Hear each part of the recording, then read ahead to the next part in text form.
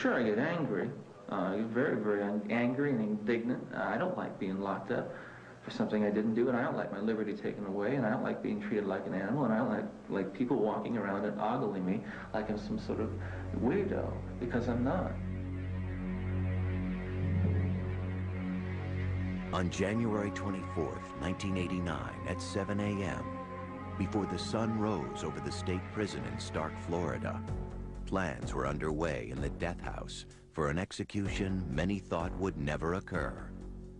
The electrocution of Ted Bundy, America's most notorious serial killer. After nearly 10 years on death row, Bundy was scheduled to die for the 1978 murder of Kimberly Leach, a 12-year-old girl. Yet he admitted to killing more than 30 others in a grisly bloodbath that took him through Washington State, Oregon, Utah, Idaho, and Colorado. Since his original capture in 1976, Bundy had become a media sensation. I'll plead not guilty right now. America was mesmerized by the former Boy Scout, college graduate, and law student who, as a rising young Republican, was even a shining star in Washington state politics. The Ted Bundy we knew, before there were any accusations, any charges, any arrests or anything, was a very nice guy. He was a friend of ours. We didn't think he was strange or different. Once he was arrested, Bundy taunted the system. He escaped twice from Colorado prisons while awaiting murder trials there. After his arrest in Florida, he showboated, acting as his own counsel while rapt groupies devoured his every move. He was like a movie star, and if he'd look around, they'd all giggle and nudge each other.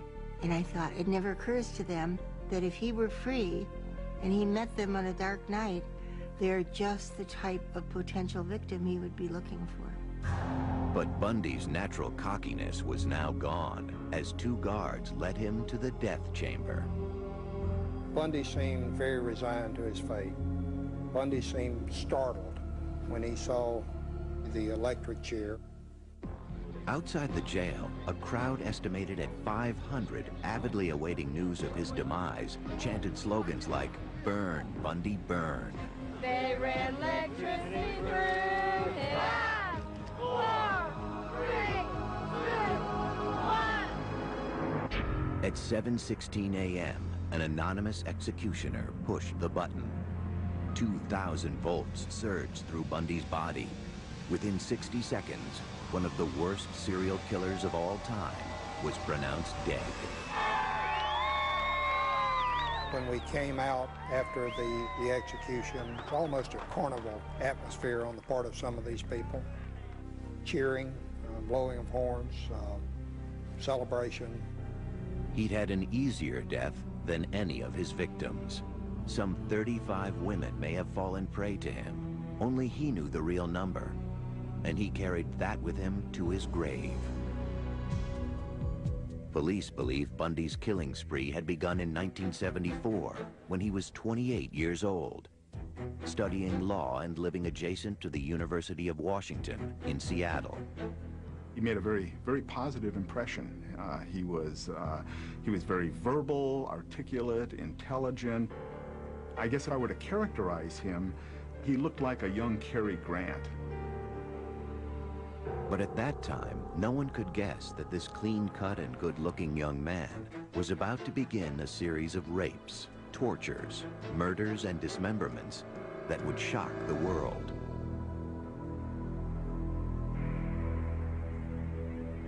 After midnight on January 4th, 1974, Ted Bundy stood outside the basement bedroom window of Joni Lenz, an 18-year-old student at the University of Washington. He entered her bedroom through a door accessible from outside, and while she slept, he savagely bludgeoned her with a crowbar. The next morning, Joni was found surrounded by a pool of blood. A bed rod had been torn away from her headboard, and in a sexual frenzy, rammed into her vagina. There was a specific reason why Bundy singled out Joni. It was a physical characteristic she shared with almost all of his victims. She wore her hair long and parted in the middle. But it would take years before the police understood why that moved Bundy to murder. Linda Ann Healy was a senior at the University of Washington, majoring in psychology. On January 31st, 1974, after Linda had gone to bed, Bundy broke into her room. He knocked her unconscious, wrapped her in bed sheets, and quietly carried Linda out of the house. Her scattered body parts and decapitated skull wouldn't be found for a year. To those who would track him, and those who would later try to understand his crimes, the question remained: how could this charming and intelligent young man commit such unspeakable crimes against people he didn't even know? They are things. They are victims. They are not women. And I never heard him really use the term women or females or anything very often. He referred to them as things, as objects. The other person's life doesn't have value, since he doesn't see her as a real person with real needs. And if anything, the idea that investigators and the community will be shocked and the parents will suffer just makes it all the more exciting, because he's getting even. Yet somehow Bundy, like other serial killers, was able to keep the murderous rage hidden inside of him secret. To his friends, family, and colleagues, he seemed very well adjusted. Nice person. And he was a person that we socialized with, and we knew a little bit professionally, and I thought was really an up-and-comer, somebody who was going to do well in life. One of the very important aspects of the facade that he built was one of great sincerity. He literally oozed sincerity. Yet appearances can deceive, and Ted Bundy was a master of deception. Little did I realize, of course, at the time that that was a carefully crafted social veneer that he had laboriously developed and used in his interactions. I never saw any aspects of the monster that lurked behind that mask. But by 1974, the monster who lived behind the mask had been there for a long time, perhaps since Ted's earliest childhood. I have always felt that beneath the veneer of a normal childhood was some great hostility toward someone, probably his mother. Police believe that in 1974, Ted Bundy embarked upon a series of grisly murders that began in Seattle, Washington, and over a period of 5 years spread through Oregon, Utah, Idaho, Colorado, and Florida. His rampage took the lives of at least 35 young women. When he was arrested in 1976, one of those most steadfast in his defense was his mother, Louise Bundy. She would continue believing in her son until his execution in 1989. My Christian upbringing tells me that to take another's life under any circumstances is wrong. And I don't believe the state of Florida is above the laws of God. Louise is a petite woman, a very nice woman. She was in denial until the night before Ted was executed, when he told her the truth. Many experts believe the seeds of Bundy's rage were planted in his childhood. He was born Theodore Robert Cowell on November 24th, 1946, in Burlington, Vermont.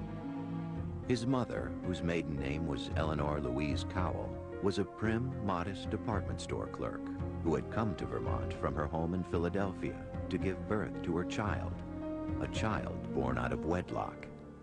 Ted was born illegitimate. He was born in a home for unwed mothers. His mother, I think, was about 23 then. Soon after his birth, Eleanor took Ted back to Philadelphia. It was the beginning of a tragic charade. As he grew, Ted was told that his grandparents were his mother and father, and that Eleanor was his older sister. From an early age, Ted sensed he was living a lie. And there were other problems at home. Eleanor's mother had a history of clinical depression, suffered panic attacks, and was eventually treated with electroshock therapy. Her father, Samuel Cowell, was known to be an extremely violent and frightening individual. Sam Cowell was evidently a man with maniacal temper who read pornography, who tossed his daughters down the stairs if they slept too late. As he grew into a young man, the confusion over his relationship with his mother would weigh on Ted. Even at the age of 3, there were signs that he was not a well-adjusted child. His teenage aunt was taking a nap, and she woke up to see that he had taken all the knives out of the kitchen drawer and arranged them around her body with the blades pointing toward her. His mother, concerned with this behavior and trying to escape the control of her father, moved with Ted to live near her Uncle Jack Cowell and his family in Tacoma, Washington. In later years, Ted said that it was devastating for him to leave Sam, the man he thought of as his father. In Tacoma, Eleanor went by her middle name Louise and worked as a secretary at the Council of Churches. One evening, she met a hospital cook named John Culpeper Bundy. Louise married him a year later, and her son finally had the name he would carry through life, Theodore Robert Bundy. But Ted was never close to John. He had a lot of conflict with his stepfather, looked down upon his stepfather because his stepfather didn't have a high enough station in life. Despite his new name, Ted still considered himself a Cowell and was drawn to his great-uncle Jack, a cultured music professor at the University of Puget Sound in Washington. Ted wanted to be just like him. It was very important for him to be someone special, to be recognized in some way. Over the next 10 years, John and Louise added 2 brothers and 2 sisters to the Bundy family. But Ted had little to do with them or their father. He had a Boy Scout troop, but Ted would never go camping. He just seemed to remove himself from any connection to his stepfather. And if there was no connection at home, there was even less at school. His junior and high school friends described Ted as very shy. He suffered from stuttering, and he did not date at all. He really didn't date unless it was a Sadie Hawkins dance where the girls asked him. But there was a secret side to Ted Bundy that was already emerging. He considered himself above the law. By the time he was 15, he had become an expert shoplifter and was a suspect in 2 burglaries. Grandiose narcissism, the ability to outwit the police, the ability to, flaunt authority, the ability to shoplift. All of these things helped confer on him this sort of narcissistic sense of specialness and entitlement. His relationship with women also changed for the worse. He became a peeping Tom, sneaking through the night to peer into the windows of young girls. More significantly, there have always been suspicions that at the age of 15, Ted Bundy became a killer. Ted carried the morning newspaper when he was 15. Along his route, there was a young girl named Anne Marie Burr. Anne Marie was 8. Ted knew Anne Marie. She took piano lessons from his great-uncle Jack. On August 31st, 1961, Anne Marie's parents found her missing from her bedroom. The window was open a little bit, and it was in the days when you had a TV cable on the roof and you had to get it under the window, so they couldn't lock it. The front door was ajar. She was gone. A search that at one time involved 800 soldiers, lawmen, and volunteers found nothing. At the time, no one suspected that Ted may have been responsible for Anne Marie's death. In my mind, she was Ted's first victim. And there would be many more. In the mid-1960s, Ted Bundy was a student at Woodrow Wilson High School in Tacoma, Washington. Even though he was smart, good-looking, and friendly, he was awkward with his fellow students, especially the girls. There seemed to be a real defect in this whole notion of how do you build a close, intimate relationship, and some confusion about that. The arena in which he seemed to feel secure was the school and the classroom where he could use his verbal skills, and that's where he tried to manage teachers' impressions. He graduated from high school in 1965 with a B average. The next year, he entered the University of Puget Sound. But on the huge campus, he felt anonymous and lost. Inside, Ted was very empty and very inadequate. But he could put on the facade of a very sophisticated, educated young man. In 1967, as part of the facade, Ted transferred to the University of Washington's Asian Studies program, where he studied Chinese. He also began fabricating a new personality. If the old Ted was shy and withdrawn, the new Ted would be witty, cool, and self-assured.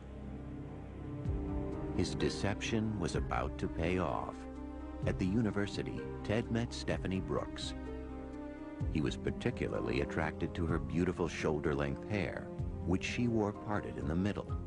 She was wealthy, sophisticated, and worldly. Everything Ted wished he was. He said, she's perfect, she's beautiful, she's wealthy. And I think to the degree he was capable, he was in love with her. They stayed together for a year. For the first time, Ted experienced an intimate sexual relationship with a woman. He was in love with her. But to Stephanie, they were merely college sweethearts. She saw no future in the relationship. She thought Ted was immature. Ted had become obsessed with her, but Stephanie told Ted their romance was over. She told him that he wasn't going anywhere, that he had no ambition, he wasn't organized, he couldn't make plans. Ted was devastated. With his world unraveling, he dropped out of school and decided to visit his relatives back in Philadelphia. His visit had a purpose. He had to answer the question that had always bothered him. Who was he? After checking records in Philadelphia, he traveled to Burlington, Vermont. There in City Hall, he learned something he had always suspected. He discovered that his mother was actually the woman who'd been passing as his sister his whole life. And that has got to rock the world of anybody to find that their roots are not what they thought. There was a great deal of turmoil around his own self-identity and who he was. By all accounts, when he found out that he was an illegitimate child, it was devastating. This man was badly betrayed by a woman, his mother, and learned of that betrayal at the very period when he's still reeling from the rejection by his girlfriend, his first love. Many who have studied Ted Bundy feel it was now that he decided to take revenge on the women he felt had destroyed his life. With an icy resolve, he returned to the University of Washington, took a room nearby, and began studying psychology. He excelled in all his classes and seemed rejuvenated with a new purpose. And whatever demons raged inside of him, Ted Bundy kept them well hidden. Many people like him have an ability to create compartments in their lives. And this entity, this demon, this depraved monster lived in one of those compartments. As far as anyone knew, Ted's life seemed to be changing for the better. In 1969, he met Elizabeth Kendall, a young divorcee. They began a friendship and then a romance. Very smart, shy young woman. She came up here from Utah. They met in a tavern. She loved it. She loved him unabashedly. His relationship with Elizabeth seemed to work wonders for him, but underneath, he was seething and plotting revenge. If you really have a very negative core in yourself, there's this kind of envy, a need to destroy the beauty in others. And the first one on his list was Stephanie Brooks. He was secretly still talking to Stephanie, hoping to make her fall in love with him again, in order to hurt her, just as she had scarred him. To enhance his image, he became active in local politics, working on the governor's re-election campaign. I thought he was very smart, good at politics. He was good at what he did. He was friendly. In 1971, at the age of 25, Bundy was working in his spare time at the Seattle Crisis Center, manning the suicide hotline phones. Beside him worked soon-to-be author Ann Rule. He was kind, he was very good on the phone, and ironically, we saved lives together. Now, at that point, if anybody had told me that there was anything underneath this perfect surface, I would have said, you're crazy. Because we were locked up all alone together in a 4-story Victorian mansion that looked like nothing so much as the house in Psycho. But I felt safe locked inside with Ted Bundy. By 1972, Ted's first real girlfriend, Stephanie, still inhabited his thoughts and his plans. On a business trip to San Francisco, he met with her, and the new Ted Bundy swept her off her feet. And she fell madly in love with him and agreed to marry him. As soon as she agreed to marry him, he dumped her. 2 days later, on January 4th, 1974, Ted Bundy began a 5-year rampage of killing that would horrify the nation. Most of his 35 victims had one thing in common. His ideal victim was a small-framed female, long hair, parted in the middle, style of person, usually pretty good-looking. They all resembled Stephanie Brooks. On January 4th, 1974, just days after severing his relationship with Stephanie Brooks, Ted Bundy began his reign of terror. Over the next 6 months, 8 women disappeared from college campuses in Washington, Oregon, and Utah. I think he was looking for victims 24 hours a day. There were people that he specifically was scoping out, acting like a predator towards, and then there were those that were just happened to be in the right place at the right time for him. His first 2 victims were students at the University of Washington. People like to believe that it was someone from outside. There must be some depraved killer out there in the community who is coming to the campus. Little did we know that the killer was one of us. Even his girlfriend, Elizabeth Kendall, had no idea who Ted really was.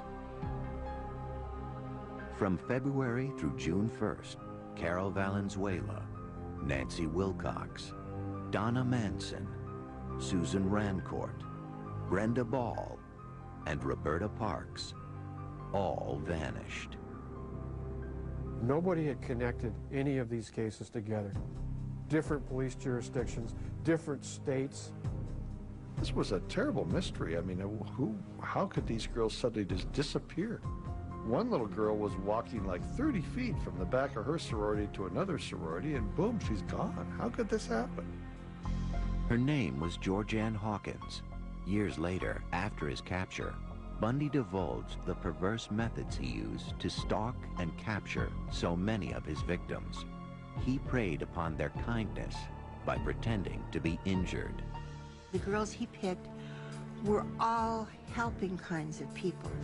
Here's this guy on crutches often, limping along, dropping his books, and he would ask young women, well, could you help me get these to my car? That was the ruse he used on Georgianne Hawkins.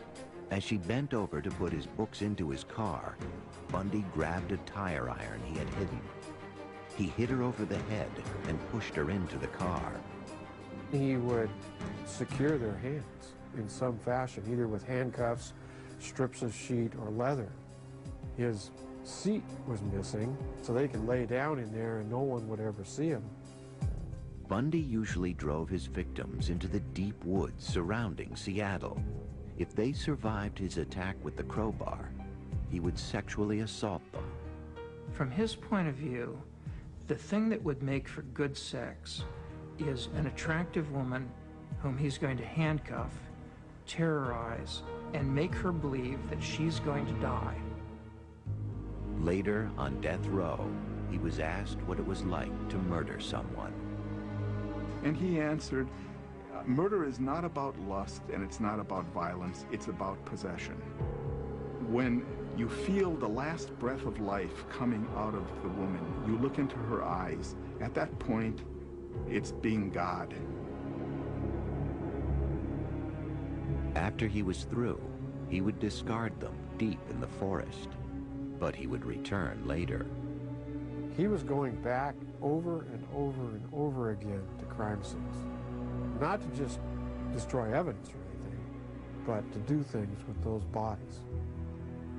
We suspected he took a whole body home with him because we had one victim that was totally made up with stuff that she never wore. Bundy's use of makeup is simply to make a victim more attractive, but apparently he didn't require it. He went back to decomposed corpses and still had sex with them. To the psychiatric experts who studied him, Bundy was unique, straddling two different categories of serial killers. He is both a sexually sadistic serial killer. He's also a necrophilic serial killer. The common characteristics are perversion, lack of conscience, and a willingness to sacrifice others' lives for one's own sexual pleasure. There's not a lot more to it than that. After at least 8 murders, Ted Bundy was becoming an expert at killing.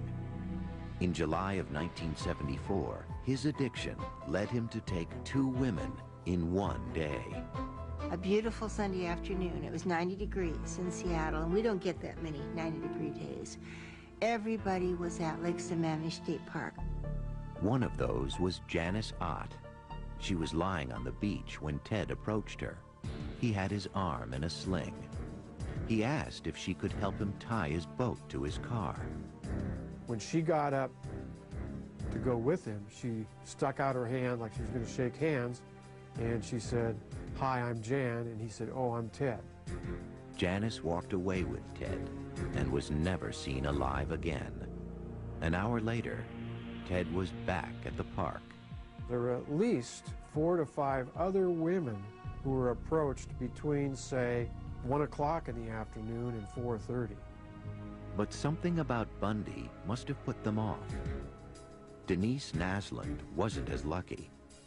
At about 5 p.m., she walked to the restroom at the lake. She was there with her boyfriend, her dog, another couple. She left with the dog to go to the bathroom. The dog came back, but she didn't.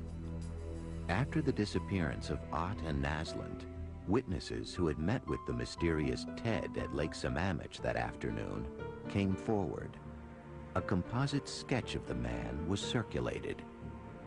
The police received 3,500 tips and compiled a list of potential suspects named Ted. Bundy's name was among them. The name Ted was brought up. I never made the connect at all. You only met the monster through his acts. Between 1973 and 1974, the monster had been working for the King County Law and Justice Planning Office, where he was preparing a study on rapists and their victims. He was also secretly studying the procedures the police were using to try and catch him. By October 1974, 5 more bodies had been found, but most of them had decomposed or were just scattered bones. Bundy had left no clues, and he was long gone. 2 months earlier, he had been accepted to the Utah University School of Law, but he could not stop himself from killing. The Ted Bundy that we knew was not a murderer, but maybe an hour later he was. That's the awful part. Though his outward mask still projected charm and sincerity, the killer underneath it was about to be revealed. Bundy would soon be identified when one of his victims escaped. By early November 1974, Ted Bundy had murdered at least 11 women in Washington and Oregon, and 2 more in Utah, where he was now living. At the same time, he was studying law at Utah University. Probably could have easily become a lawyer if he hadn't been consumed with murder 24 hours a day.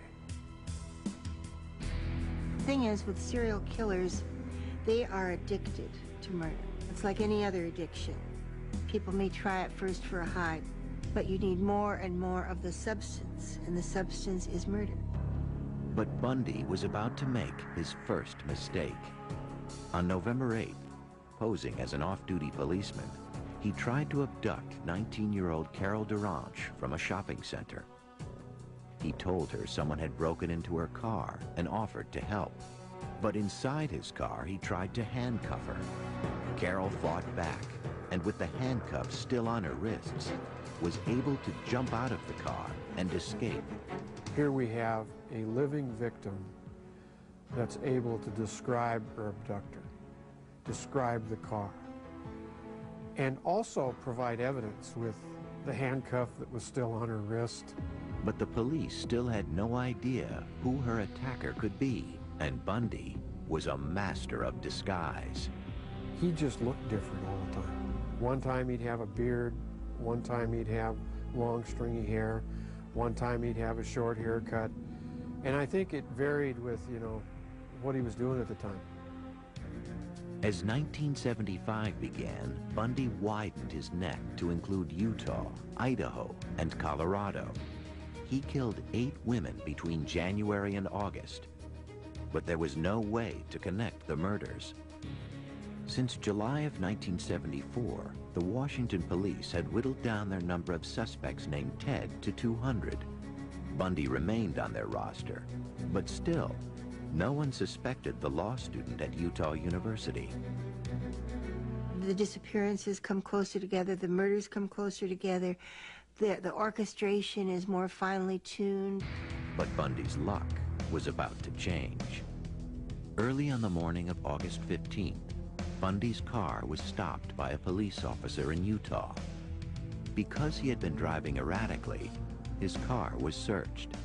In the midst of that investigation, the trooper found this bag. And in the bag was a crowbar, handcuffs, ski mask. So he carried his own chamber of horrors around with him. Bundy was immediately arrested on suspicion of burglary. They also found gas receipts and maps that later linked Bundy to the sites of the abductions in Colorado. And more importantly, in a police lineup, Carol Duranche identified Bundy as the man who had attacked her. We were shocked. We couldn't believe it. We tried to raise money for a defense fund for him and tried to protect him. We couldn't believe it. They had to have the wrong guy. On February 23rd, 1976, Bundy went on trial for her attempted kidnapping. As the trial began, Bundy sat in the courtroom, totally convinced that he would be found innocent. But on the stand, Carol Duranche told of her ordeal at his hands and pointed Bundy out as her assailant. He was found guilty and sentenced to 15 years in prison. While he was incarcerated, investigators linked him to the murder of Karen Campbell in Colorado. But nothing fazed Ted Bundy, even being featured as the lead story on the evening news. Have you ever physically harmed anyone? Ever physically harmed anyone? No. No. Again, not in the context, I think, that you're speaking of. Ted was very self-assured to the point of cockiness. Even when the murder charges had been filed. In April of 1977, he was transferred to Colorado to await trial. There, Bundy fired his lawyers and was granted permission to defend himself in the upcoming case. Bundy had supreme confidence in his intellect, in his ability to beat the system, to work the system. Even if it meant avoiding trial completely. 2 months later, after casing out the court's law library, he jumped out of a 2-story window and escaped. Though captured 6 days later, he wouldn't stay locked up for long. I've matured in the past year. Believe me, I've grown in the past year, and I've learned a lot of things about myself in the past year. My only misgivings is that I might never be in a position to apply it, on the streets where I'd like to apply it. But soon he would apply it. On New Year's Eve, 1977, Ted Bundy shimmied through an air duct of the Colorado jail and walked to freedom. He went through the top of his cell, down through the jailer's apartment, out into a blizzard. Free once again, Ted Bundy would continue to kill. Ted Bundy had succeeded in a spectacular prison escape and had made his way to Florida. He was now on the FBI's most wanted list, something he must have relished. Loved it, loved it. I always said that infamy became Ted. He changed his name, grew a beard, and spent his time walking the Florida State University campus in Tallahassee. I think it was about January 8th when he rolled into town, determined, as he said in his confession, never to so much as jaywalk. But he wouldn't keep that resolution. Sometime after midnight on January 15, 1978, just 2 weeks after his escape, Bundy entered the back door of the university's Chi Omega sorority house. As his victims slept, Ted Bundy crept from room to room. He bludgeoned, raped, and killed Lisa Levy and Margaret Bowman. He assaulted and almost killed roommates Karen Chandler and Kathy Kleiner.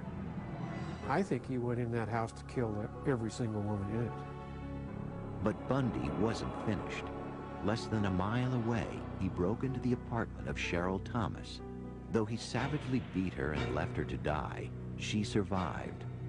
She was the 5th woman Bundy had attacked that night. It's not something that's causing him guilt because he's free of that. He feels justified and entitled. After what women did to him, why shouldn't he do this to women? 3 weeks later, he would kill again. His victim was 12-year-old Kimberly Leach, an attractive and popular junior high school student. Kimberly was kidnapped, brutally assaulted, and killed. But Bundy's reign of terror was about to end. On February 15, 1978, a patrolman pulled over a VW Bug that had been reported stolen. Ted tried to flee on foot. There was a struggle. There was actually a round fired, and the officer was able to bring Ted into custody. Bundy was arrested and identified. Over the following months, investigators in Florida gathered evidence that tied Bundy to Kimberly Leach's murder and the murders and assaults at the sorority house. Though other states sought to extradite Bundy, his first trial would begin in Florida on July 7, 1979. You going to represent yourself, or you going to get another attorney? I'm staying with the man I know best right now, and that's me. Bundy acted as his own defense attorney in the Chi Omega murders. He took depositions of witnesses. He filed his own motions, and I responded to those strictly on a professional basis. But at one point, as he questioned an officer about one of the murder scenes, the jurors had a terrifying view of the real Ted Bundy. He walked toward the jury, and you could see them kind of lean back in their chairs as he approached them.